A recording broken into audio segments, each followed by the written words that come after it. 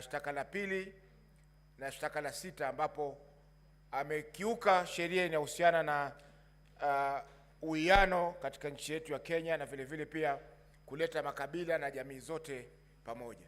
Mheshimiwa Spika, la 3 ni ukosefu wa nidhamu, swala la ukosefu wa nidhamu katika kumshambulia hadharani mkurugenzi wa shirika la ujasusi nchini mwetu. Mheshimiwa Spika, hii ilitokea mnamo tarehe 26 mwezi wa 6 mwaka huu, ambapo naibu wa rais alikuwa Mombasa na akatoa taarifa ambazo zilihujumu usalama wa taifa, ambapo yeye kama naibu wa rais alikuwa na fursa ya kuweza kuzungumzia mambo haya katika serikali na vile vile pia hatua za kurekebisha zikachukuliwa. Mheshimiwa Spika, tunapoangalia makosa yote haya ni kwamba haya yasingeweza kumfika naibu wa rais kwa sasa, kwa sababu masuala haya ambayo yameangaziwa hapa yaliangaziwa na Senator Sifuna alipoleta mswada wake wa kumkosoa naibu wa rais, lakini mswada ule ulikufa ndani ya bunge hili la Senate.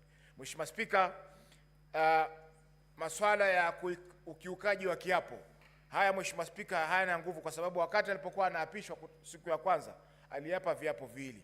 Kwa hivyo hatujui ni kiapo kipi ambacho alikikeuka wakati Mheshimiwa Muthusi alipokuja hapa na kuzungumzia masuala haya. Mheshimiwa Spika, nikimalizia nitamnukuu Senator Orengo aliposema kwamba katika bunge lililokwisha kwamba mapinduzi yanakula watoto wake. Kwa Kiingereza, revolutions eat their own children. Na hii tunaona kwamba mapinduzi yameanza kula watoto wa Kenya Kwanza, wakianza na mtoto mkubwa kabisa ambaye ni naibu wa rais. Kwa hivyo ni masuala ambayo yameendelea katika bunge hili. Bunge lililokwisha tuliona hapa Profesa Kindiki aliteta sana hapa, lakini vile vile mapinduzi yakamla. Kwa hivyo ni kwamba lazima tujenge siasa katika nchi yetu ambazo zitakuwa ni siasa za kusonga mbele. Tukichaguliwa kama viongozi, tuzungumze masuala ya kitaifa. Tusizungumze masuala ya vijijini mwetu, wakati sisi matarajio wa Kenya wote ni kwamba tunazungumzia masuala ya kitaifa. Kwa hiyo Mheshimiwa Spika, napongeza pia bunge hili la Senate kwa kuonesha ukakamavu na vile vile pia umahiri mkubwa wakati tumeweza kusikiza kesi ya naibu wa rais. Labda kwa siku za usoni tutapata pia fursa ya kusikiza kesi ya rais wa Jamhuri ya Kenya katika bunge hili letu. Asante Mheshimiwa Spika kwa kunipa fursa hii. Senator Orwoba.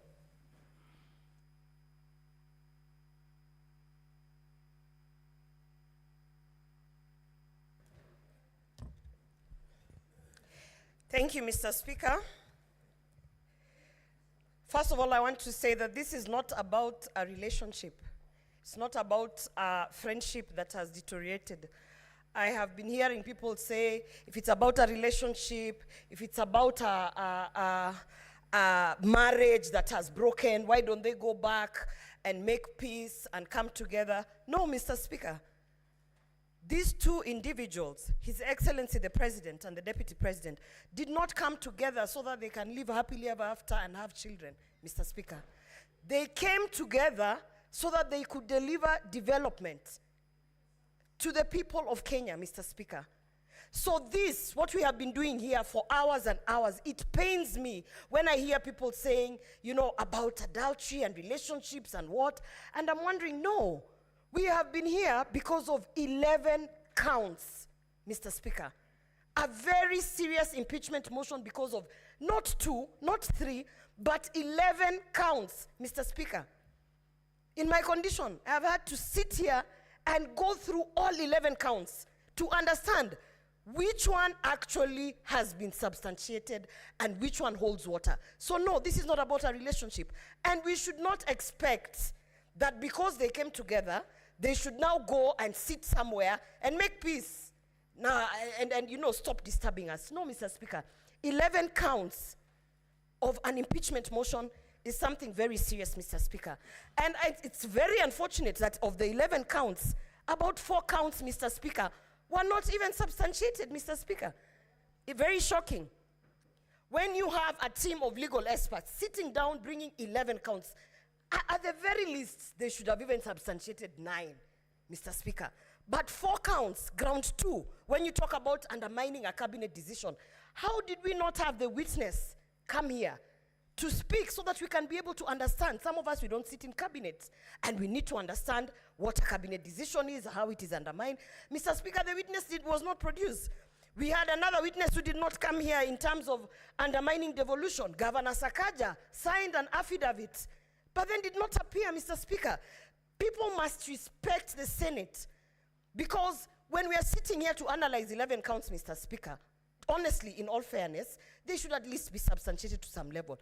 However, Mr. Speaker, I have lived through the post-election violence of 2007, 2008, and it is very strange that 2007 I was also pregnant, Mr. Speaker. And when I remember, Mr. Speaker, the things that triggered the post-election violence, Mr. Speaker, in 2008 of January, it was such utterances such as Musiguze Mlima, Mr. Speaker. They started as a joke, and before you knew it, matatus were being stopped and people were being asked, get off the matatu and showcase your IDs, and arms and limbs were being chopped off, Mr. Speaker. So we might think it is a joke, this shareholding narrative, Mr. Speaker, but having lived through that post-election violence, and I remember very well, Mr. Speaker, that I even had to choose the people who are operating, you know, on me in 2008, because I was afraid, you know, as Kisses, we love everyone.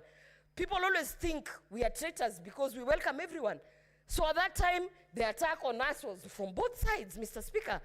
And so therefore, I do not take this shareholding narrative as a light thing.